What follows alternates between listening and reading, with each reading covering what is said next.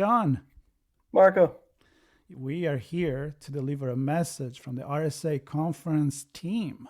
It's an important message from our friends. RSA Conference 2025, just around the corner, where insights drive action, solutions emerge, and community connections spark innovation.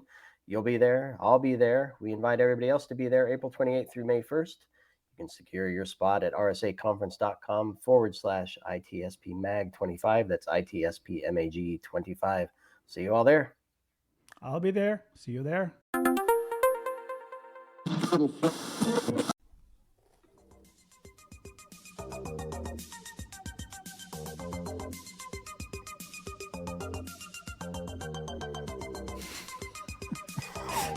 Sean, what year is that? I don't know, man. What are we looking at? You know, London, 1800, 17? I didn't pack the cowboy hat for the trip back east. Is that how you go around in New York when you're in Manhattan? That's how I roll. You have a cane too? I do have a cane. Nice, Yeah. nice. I like the look. It's for self-defense. I like the look. I'm supporting LA here and prevent the wildfires. There you go. Prevent wildfires. Yeah, with Smokey. It's Smokey good. Bear. That's good- your favorite. good friend That's of your mine. favorite PSA, I think. It is very, very effective. I wish we could do public service announcement that good Right. nowadays. And that went in the history. Still working, by the way. So there is a reason for It's that. still working. Because it's Be really curious good. to know how many times they've updated it. I think they did quite a bit. Actually, when I was driving back, Is there rapping Smokey the Bear now? I don't know that. No, probably not. But I can tell when I was driving back from Atlanta, we went through few national park in Utah, Arches, and to go there, we in Zion. We need to go to the Red Canyon, and that in the Red Canyon there was a lot of merchandise about Smokey. I even took a picture with Smokey, like Did a you? real size statue of Smokey the Bear. Yeah, so I met Smokey. Go figure. It's Smokey. Yeah, and there was the classic, back in the days, That's cool. and then the way it looks now, and people love it. Kids and older people, and it's been making history in our culture. It has. You know what else make history in our culture? I don't know. Something food wise? No. I like food. I know you always think food. I was thinking more like movies. Ah, that's true. And they start in black and white, didn't they? I see what you did there. I see what you did Yes. there. It did start in black and white. It started even without sound. Nobody was talking. Right. It was silent. Music driven.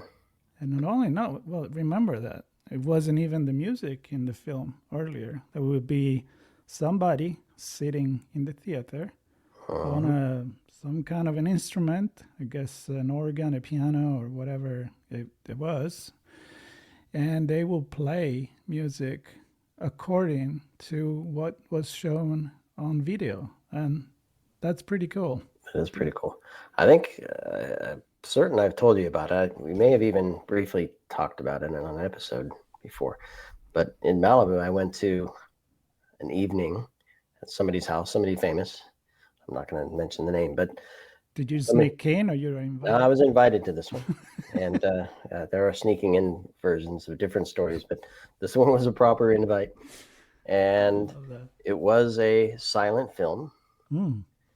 And in the living room were a group of about, it was probably 30, 40 people, maybe maximum. We sat around watching the silent film with music performed by a live orchestra. You never told me that. Or maybe you did and forgot. No, I'm telling you now, and it was quite cool, man. It was really something special. This was actually an orchestra. Wasn't just a small orchestra. A small It was an orchestra playing a soundtrack. Love it. To the silent film. Love it. Soundtrack is actually one of the things I like to listen to when I'm working. It's a little bit, sometimes it's classic, sometimes it's electronic, sometimes it's, I like musicals. So that's another one that I enjoy listening, but I get distracted because then I feel like I want to sing it and live in the musical. And that's not You get up making and me, sing, it make me lose belting out, focus. scaring the dogs with with your song. Yeah, sometimes I wish that life was a musical. I think there've been a few episodes on some TV show that they I think did that. you loved La La Land, right? That was I kind love of La La life Land. as a musical, if I'm not mistaken. I love The Phantom of the Opera. I love Cats. I love West Side Story. I've seen a bunch of those. You know where? In LA. And it's not LA. Broadway, but it was a Broadway production. So, we'll play both the East and the West Yeah, Coast. we got both rolling. That's Yeah. true. But you know what we got here? What's that? Well, because you're often in LA, but we have the Academy Museum. And that I've not been yet. is pretty cool. I was there a couple of times. The last time was actually this past weekend. We had some friend visiting, and there is this exhibition there where they change a few things here and there. It's often about costumes, but they have different room. And this one, which goes October 6th to July 13, and I'm not paid by by the Academy Not a for paid this. person, but No, still cool. unfortunately not. But I'm hoping I'll get an interview with the people that are managing the event and the exhibition there. It's this one in particular is color emotion, chromatic exploration of cinema. And what is really cool about that is you are in black and white. Sorry, I mirrored it. You're in black and white.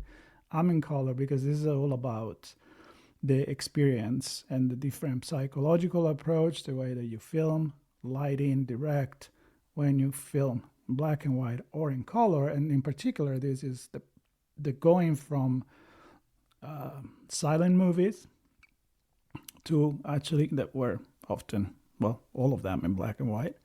And then you move into color, and there is these old cameras, there's all these different technologies. Some lasted, some didn't last, and you can see how the color was applied, how they were actually technologically speaking, how they were filming, and then kind of like the study of colors and how, director and filmmaker, they use color to provoke emotions and enhance the experience. So for someone that loves that kind of stuff, I was pretty blown away. That's cool. Yeah. Super cool. And Technicolor is there in Camarillo, right? I think were they part of inventing color film or something? If I'm not mistaken.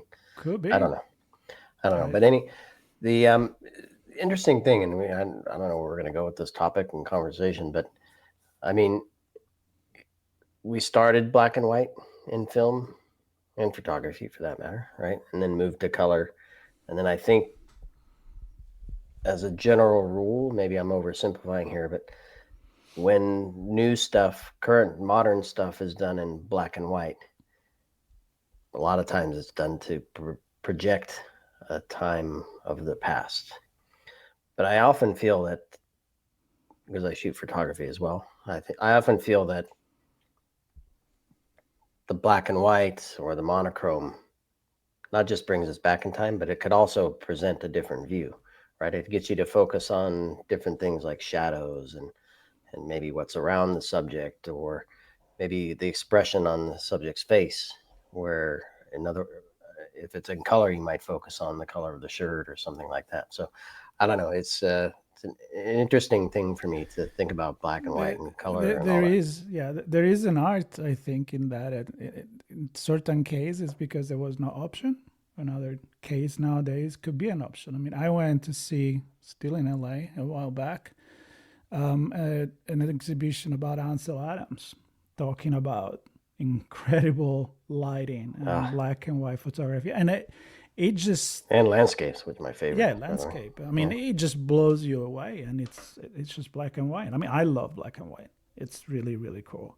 I have some memories about black and white. I'm going to tell you. I'm going to share soon when we talk more about photography. But what's interesting about this old progress here in going from black and white to color throughout this exhibition is that there is costumes as well. So, for example, there is one of the most famous color thing in the movie history. Was it filmed in black and white and then colorized? Well, that's how they used to do it before. There was people colorizing each single frame like they used to do with the cartoons and the Disney production. But or was it the one that started in black and white and then there you go? Then they shifted and filmed in color. You're getting there. You're getting there. If you listen to Pink Floyd anytime watching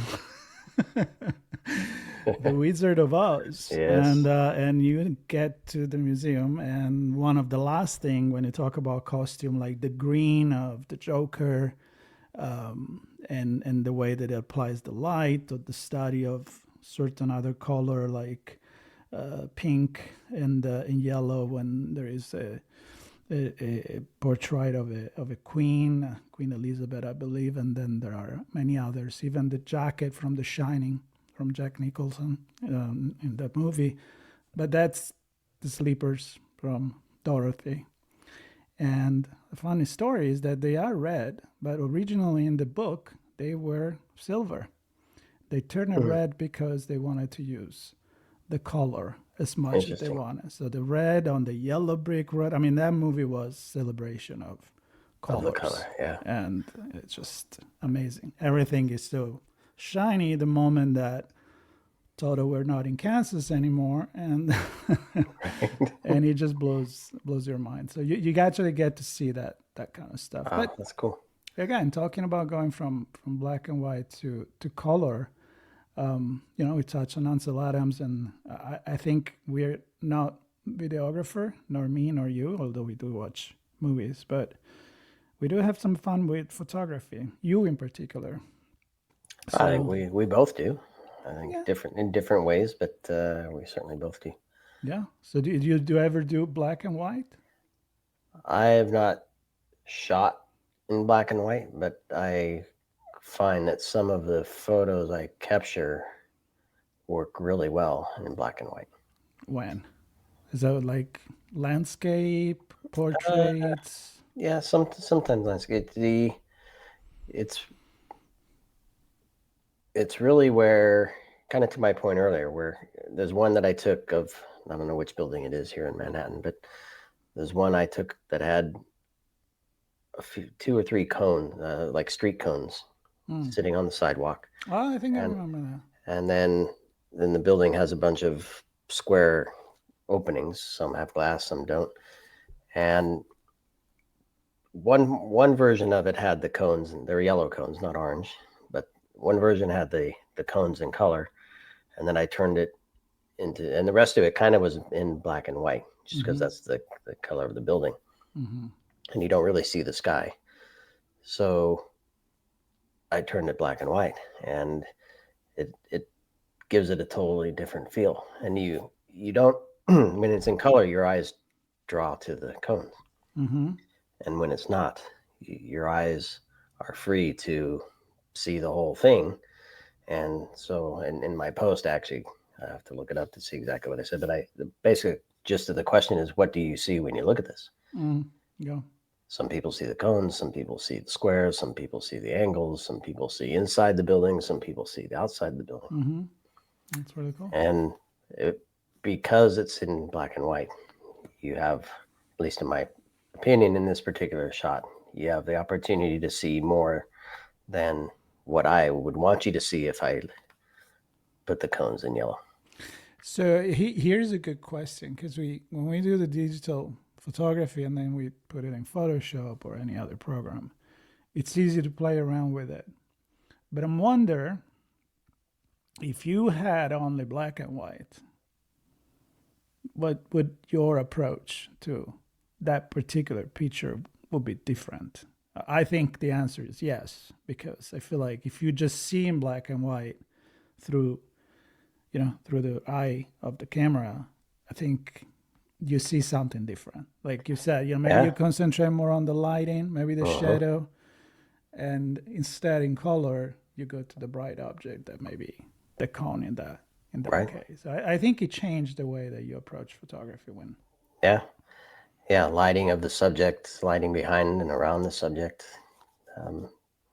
You might see it differently if you're seeing it in black and white and framing it that way. Maybe I would have framed the sky because maybe there's a cloud or the sun shining on top of the building or something that in black and white would have made it seem different. I don't know if it's better or not, but yeah. And it was interesting you brought that up because I was thinking, filming in black and white, do they costume and set the and dress the set, I should say, for black and white, knowing that certain colors will provide, filmed in black and white, will provide a different experience when viewed in black and white. And so that movie that transitioned from black and white to color, I was like, oh geez, all those costumes, right? If they actually had the slippers in silver, because it would have looked great in black and white.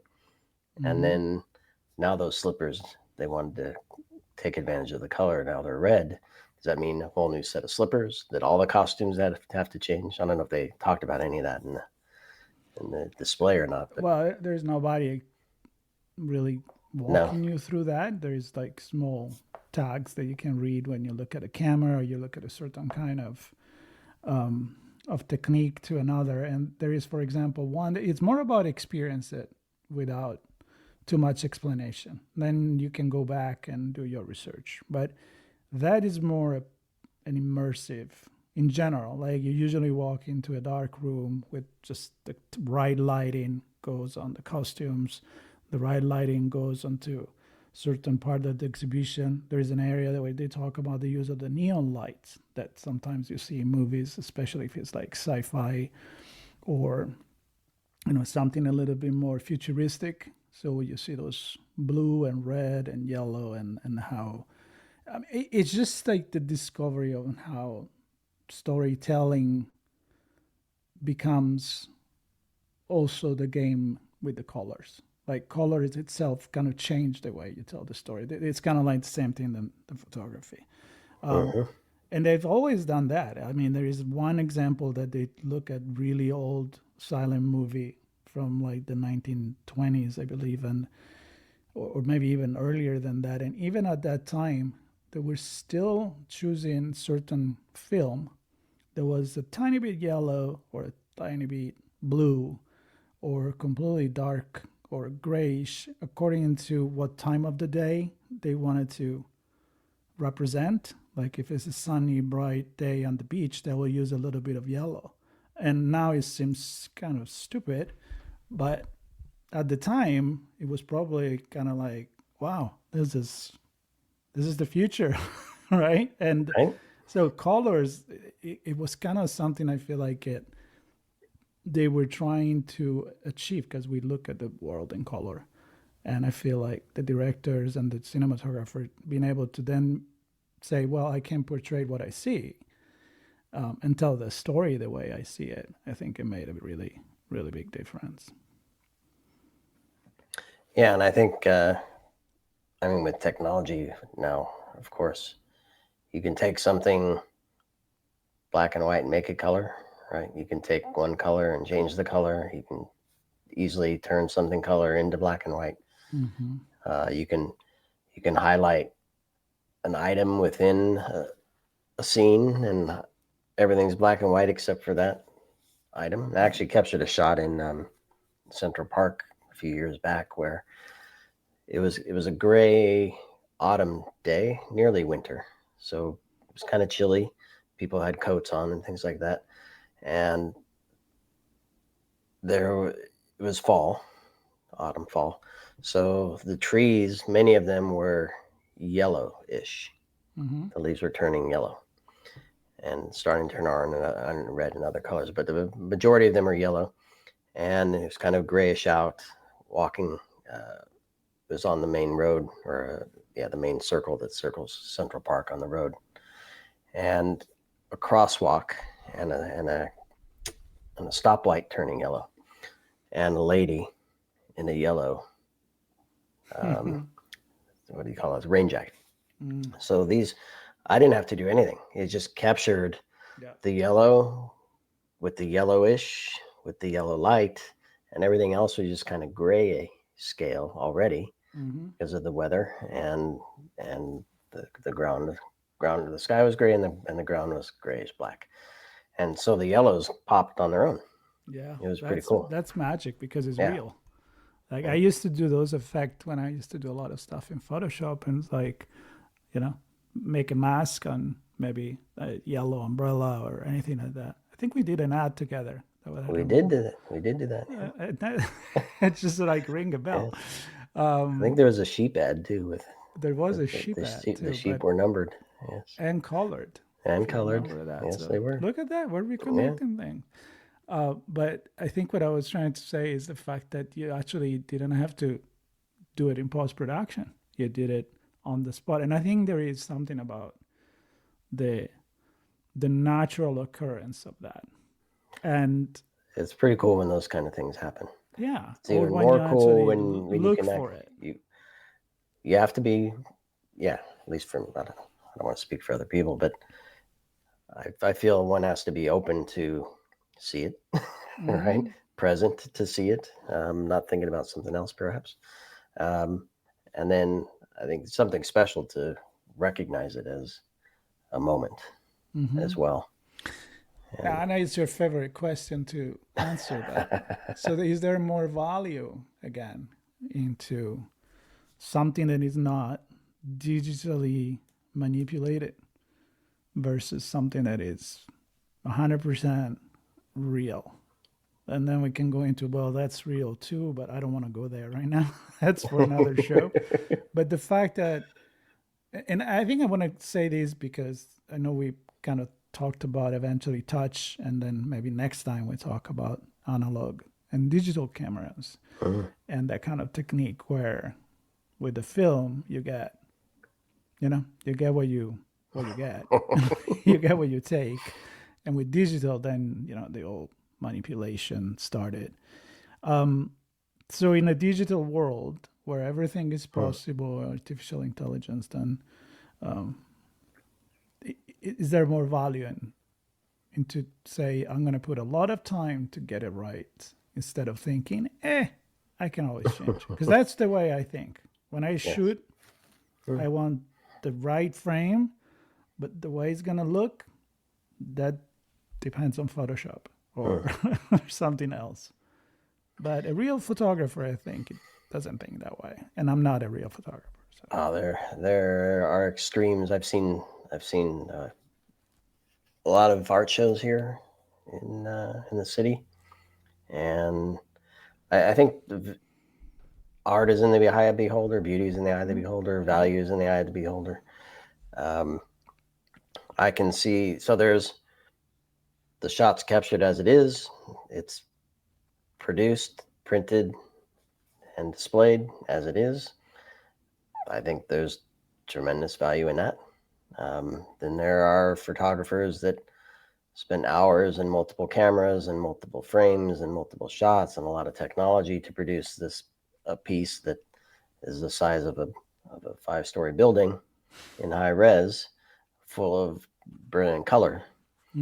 And just all of that, in my mind, makes it beautiful and valuable, right? Because there's a lot of artistry and creativity beyond just the shot. So clearly the shot is good as well, framed and lit and all this stuff, but you can tell it's super processed, but spectacular and beautiful as well. But some of these things. There was a choice in the earlier day too, because you could choose a certain kind of film that had more exposure, or that will capture the light in a different way, maybe already has certain tonality, and then there is how you print it, the kind of paper that you use, and also the way you process it in the dark room. And well, even the camera and the lens you choose.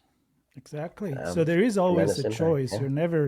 You're never really representing reality as it is, but it's always through the decision that you make, and that's the beauty of any artist, even a sculpture or a painting. It's it's the reality that you see or that you want to portray, Yeah. right? And then there's a lot of this.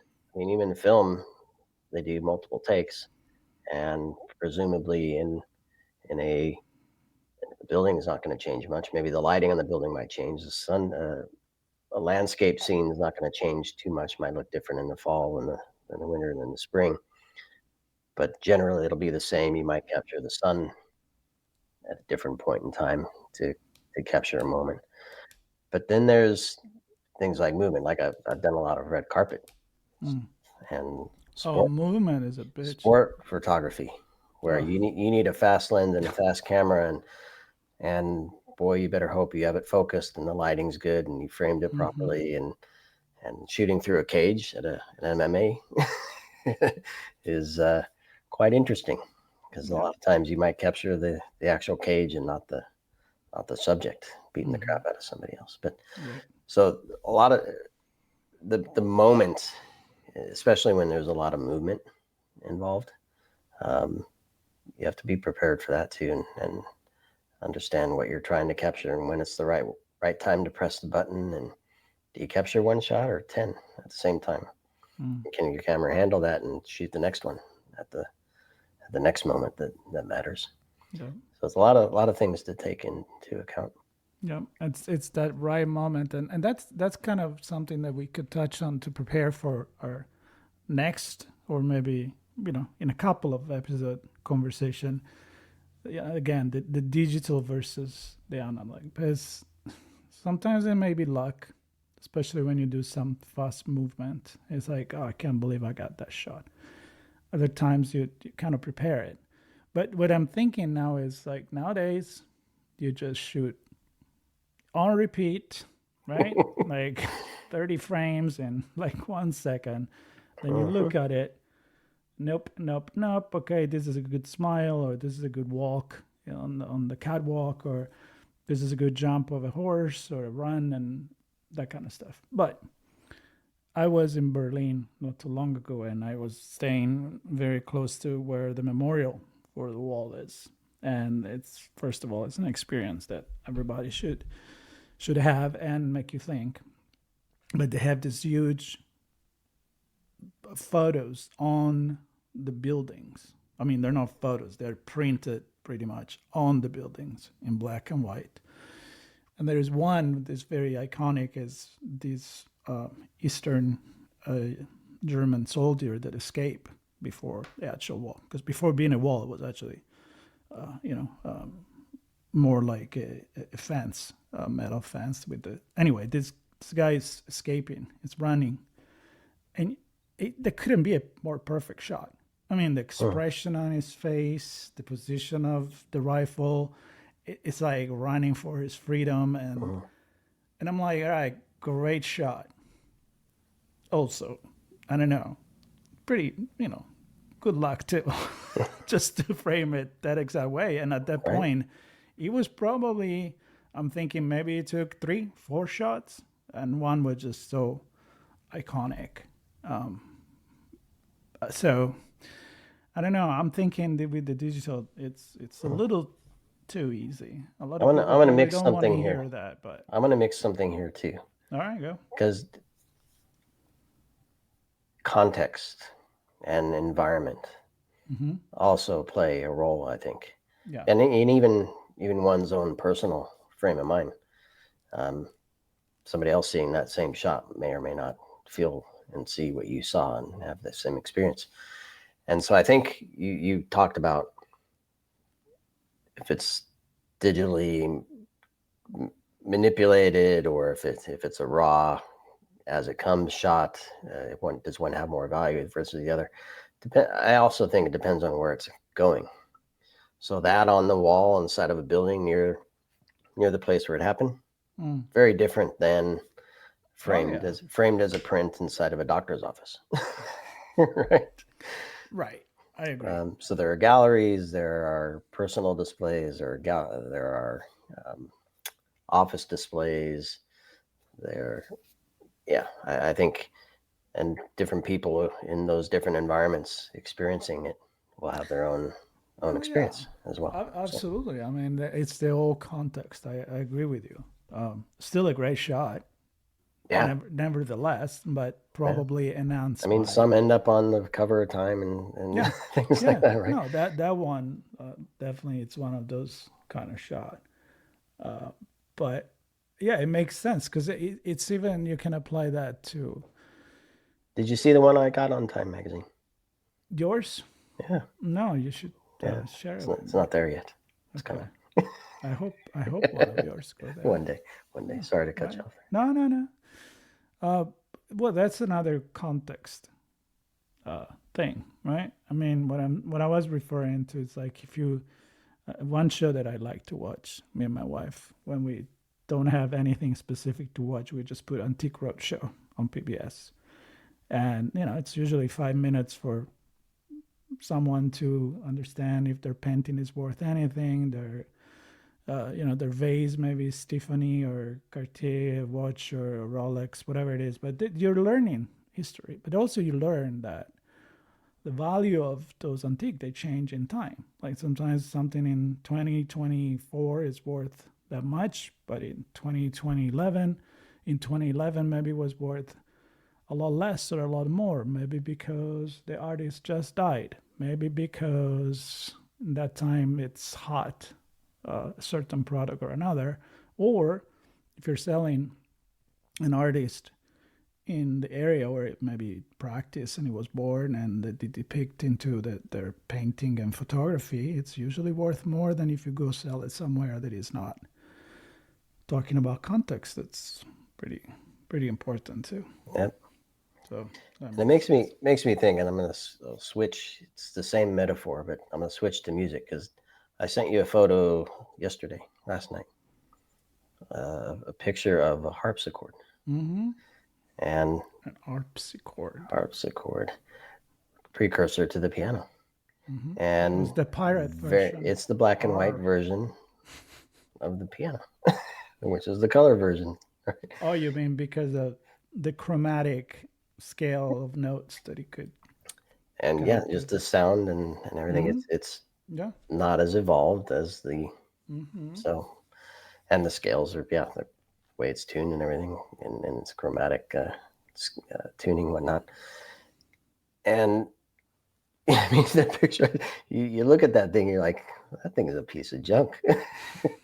but it, but in reality, it's old, and it's probably been the original legs probably disintegrated over time, and they put on. It looks like they stole them from a kitchen table somewhere, but Yeah, they could have do a better job of they could restoring have it. done a better job for sure. But it just, I guess my point is that even in music, and I'm sure if we look at any art or trade or something, we can look at something and say that early version is kind of the equivalent to the black and white version of Well, maybe when photography it and was also film. very raw, right? I mean, look Very at raw. look at the definition of a movie from, well, even in color. If you watch a movie from the 70s, it's pretty much completely different than the kind of details Yeah, that you get nowadays at 4K, 8K, whatever K we yeah. are nowadays. But No, if you when you put it into context, mhm. and that's another thing. Maybe we can talk about this another time. Like look at the sci-fi. I love sci-fi. I love uh, that kind of movies. And you look at one like I don't know. Look at Star Wars, the first one. You can't compare the special effect or or a Godzilla from Right? the 50s, but you need to put it into the context of when it was done.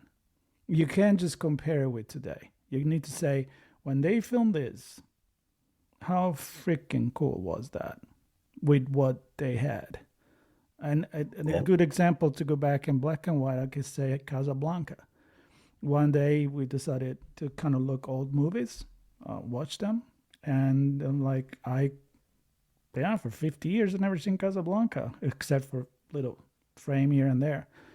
We watched the whole thing and it blew me away. Like, yeah, the story wasn't that fascinating to me, but the shadows and the black and white and the music and the interaction between people is just like you finish that and you're like, that thing, it's a freaking masterpiece. when you put it also Yep. into context of when it was filmed. Yeah. It's unbelievable. Yeah. So black Yeah. and And one white final wins. point on the harpsichord, because I noticed that when one's performing on the piano, you'd play the chords, and typically you'd play, unless you're trying to do something special, you play all the keys of that chord in one, unless you're doing a run or something. Mm-hmm. And when she was playing a chord, I don't know if it was most of the time, but it certainly caught my attention that instead of pressing 3 or 4 keys at once, she would very quickly in succession, almost like they were together, but the 4 keys would be pressed in sequence, very very close to each other. But it would provide a instead of a dun dun dun in a chord sound. You'd still end up with the chord sound as much as you can with a harpsichord, but she manipulated the sound by using her fingers more. Yeah, but it was quite interesting. Isn't the harpsichord that doesn't carry, doesn't have the resonance of a piano? Right. And that's it probably did more why than I expected. you had to do one after another. Right. I'm thinking to prolong the effect of a chord. Well, if you do it on a pipe organ in a church, that lasts forever, right? Yep. That's the beauty of it. You can build on the same chord on, Yep. with different notes, and the bass stays there. But in that case, it makes you think, why was she pushing one after another? It still sound like a chord, but it wasn't necessarily. Yeah, to get that little extra. You play with what you got, man. Exactly. You play with what you got, and I think she was incredible. Yeah, I think that arts and music and everything just change based on that. I mean, you could talk about skills of people driving Formula One. Look at a race in the 60s, 70s, and look at it now. Kind of boring, actually, but that's a story for another time. Sean, 36 minutes on a Friday afternoon. Maybe that could be another topic. Is it predictable? Right? We talked about that earlier today too. With my experience last night. That's true. Yeah. Well, I enjoyed this conversation. I hope people do. I'm going to run out of hats, just so everybody knows. You know what you do? Just turn it around. Like, when you run out of hats, just do this. That's right. I'll hold it out for donations. Good. Yeah, or put a sticker on that one. You can do. There you go. Do that. No, I really enjoy this. This is what, number 3 of our something like that. Random and unscripted. We didn't even announce it at this point. We just we don't care. Whatever. If you wanna listen to us, the random part is we announce who we are and what we're doing at the end. I'm Sean. You're Marco. I am and Marco. This is random Sean. and unscripted. Yeah. And I'm going to play us out with some fabulous music, Marco. Did you compose this? I did not compose this. I composed for my song, or for my show. That's true. I did. Well, stay tuned. Subscribe. Share. Stay random. Stay random and stay unscripted, please. All right. Especially unscripted. Peace out. Peace.